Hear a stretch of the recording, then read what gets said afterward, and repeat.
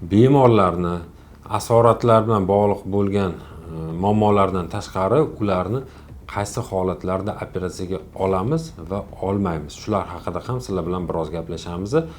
Har doim hamma bemorimiz operatsiya kuniga kelganda operatsiyaga boravermaydi. Bunda обязательно operatsiyadan oldin tekshiruvlar o'tkaziladi.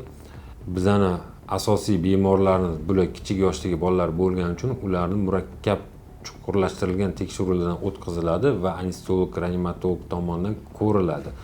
Agar ularda qandaydir shubha bo'layotgan bo'lsa, bemorning sog'lig'i bo'yicha shamollash alomatlari yo'q, qo'shimcha nuqsonlari bo'ladigan bo'lsa yoki qon bilan nevrologik holat bilan bog'liq bo'ladigan muammolar bo'lsa, unda обязательно bu kasallar maslahat qilinadi, qo'shimcha tekshiruvlardan o'tkaziladi va shundan so'nggina operatsiyaga olish olmaslik savoli ko'tariladi. Bizning o'zimizning praktikada bunday holatlar juda ham ko'p bo'ladi va har bir 10 ta bemordan bitta, ikkita bemorimiz operatsiyadan qoldiriladi. Shu sababdan biz har bir chaqiriladigan bemorga operatsiya kunidan avval telefon qilib ular bilan bog'laniladi, bemorning holati bo'yicha so'raladi. Agar bemorlarimizda qanaqadir shamollash alomatlari kuzatiladigan bo'lsa, ularning operatsiyalarini odatda ko'chiriladi. Albatta, bunday qiladigan protseduralarimiz bemorning xavfsizligi uchun qilinadi va operatsiyadan so'ng har xil kutilmagan asoratlar vujudga kelmasligini oldini oladi.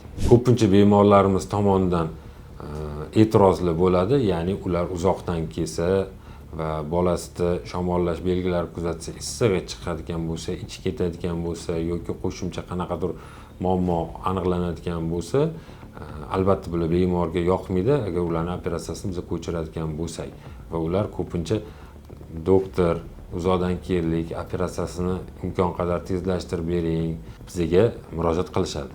Biz o'z navbatida operatsiya riskini kamaytirish maqsadida bunday bemorlarni qo'shimcha davolashga jo'natamiz va davolanib kelgandan so'nggina operatsiyaga olamiz. Narkoz bilan bog'liq bo'lgan asorat bo'lishi mumkinmi deb murojaat qilishadi. Hozirgi kunda bizda ishlatiladigan narkozlarimiz, narkoz apparat, narkoz dorilarimiz jahon standartlariga asoslangan bo'ladi va bunday narkoz, hozirgi kundagi narkoz dori vositalari va ularni beradigan narkoz apparatlari Yevropa, Amerika, Koreya, Hindiston va boshqa rivojlangan davlatlarda qo'llaniladigan narkoz turlariga kiradi.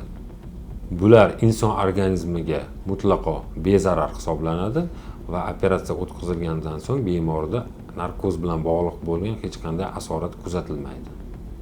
Shifokorlar tomonidan kutilmagan asoratlar bo'lishi mumkin. Bular ko'pincha dori preparatlar bilan bog'liq bo'ladi. Ya'ni bu narkoz dori vositalariga bo'lishi mumkin, antibiotik dori vositalariga bo'lishi mumkin, yana qo'shimcha ishlatiladigan dori preparatlariga bo'lishi mumkin.